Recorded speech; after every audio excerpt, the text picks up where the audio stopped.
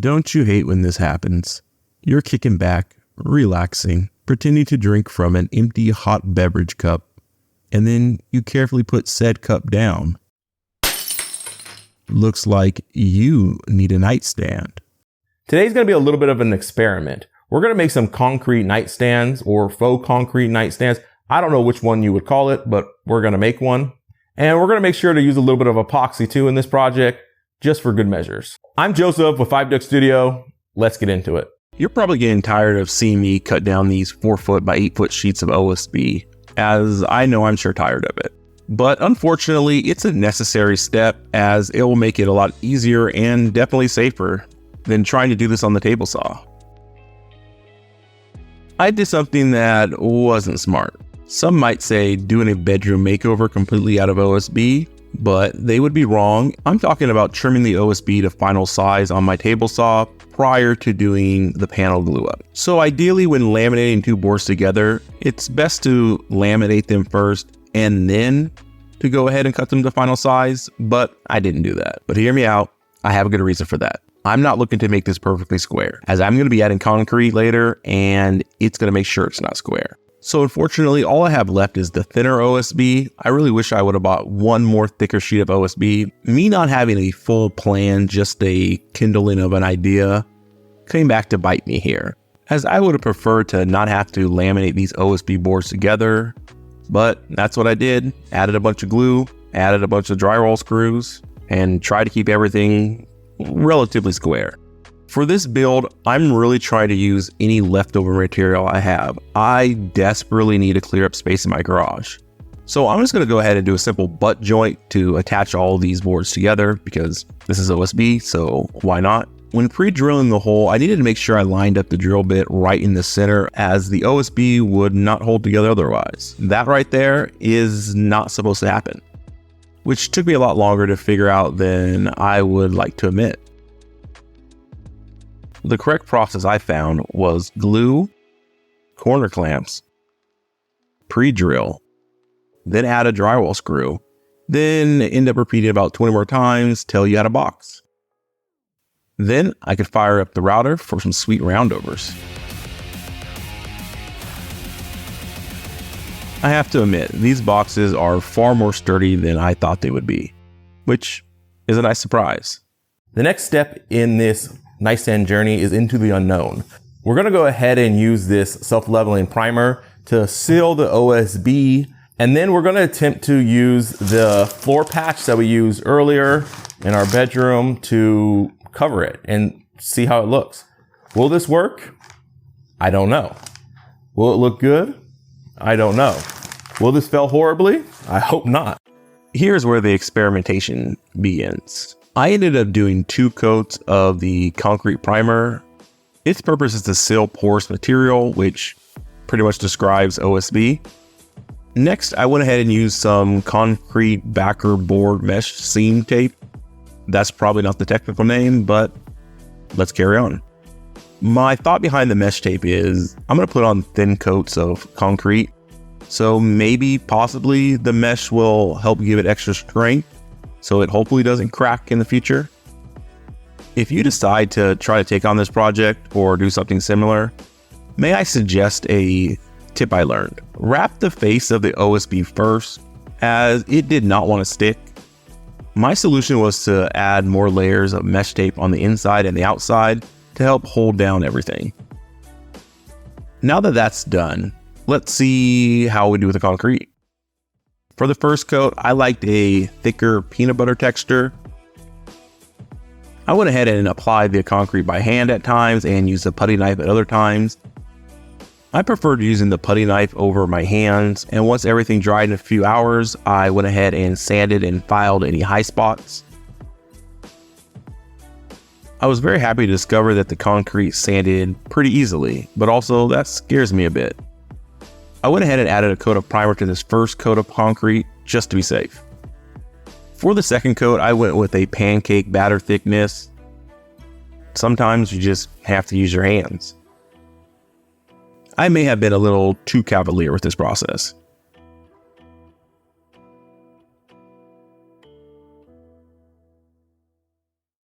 Now that I'm done making this giant mess and covering all this stuff pretty well, probably a little too much, I'm going to go ahead and use a file and a sander to clean everything up. We're going for an organic look, so any mistakes will be a design feature going forward. So let's do it.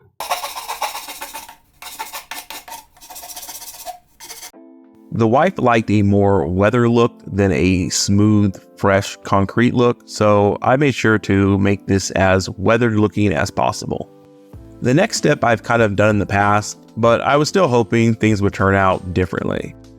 Adding epoxy to concrete makes it look wet and darkens it up a bunch, from that light concrete to this dark concrete, which thankfully the wife liked better than the light concrete. Otherwise, I would have had to sand off the epoxy and tried something else.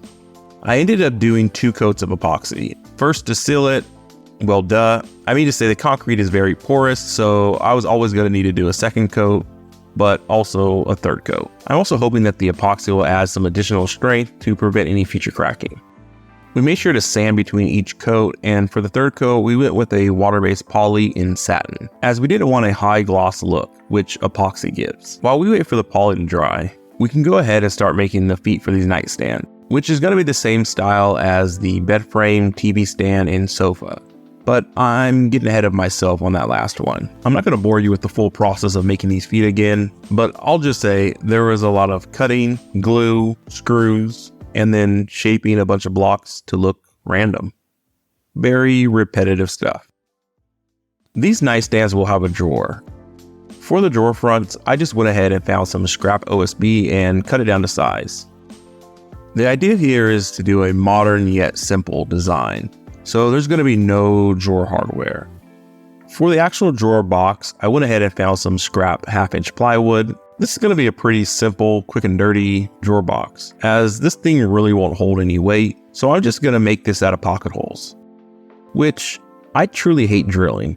I don't know why, it's not hard, but it's a task that I hate to do. Like taking out the trash. Not hard, but just something I hate to do. And for the bottom of the drawer, I found some leftover 1/4-inch plywood. Then I used the leftover trim screws from the TV stand project to attach the bottom to the drawer.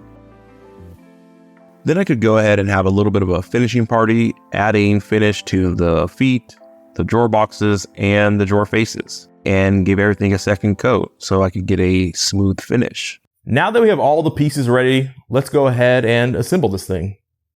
I purchased some drawer slides from Amazon and hoped that I could drill them in without cracking the concrete.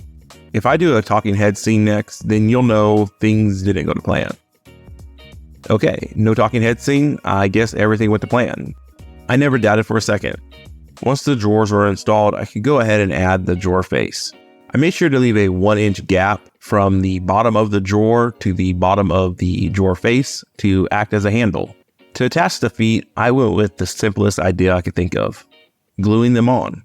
So I went ahead and added a few drops of construction adhesive to each foot, and 24 hours later, this looks different than what I originally planned in my head. I might just be crazy, but I really like how everything came together in the end. I was originally going for a more smoother, modern concrete look, but in the end, I'm glad the wife talked me into this weathered look. For the cost of this piece, it's really hard to tell as I was using a lot of leftover material. So I can only tell you what it actually cost me to build with all the stuff I already had on hand. But either way, the total cost for me to make these was... And here's a quick itemized breakdown for your viewing enjoyment. Some of the techniques that we use today are actually practiced for our bathroom vanity, which we may not actually use these techniques after all, but it was good information to have, at least for us. This brings us to the end of part 4 of our bedroom makeover. Come back and join us next week as we make a custom barn door. And if you're new to the channel, we should have a playlist somewhere, probably not down here, probably somewhere over here, or maybe here, with the links to part 1, 2, and 3. So, good journey. This is nice. Ooh, hot. Delicious. Oh no! I think I need a nightstand. Ah, this is nice. I totally have something in this cup too. Ah, but my arm's getting tired. I just had to put it down to rest. Oh no!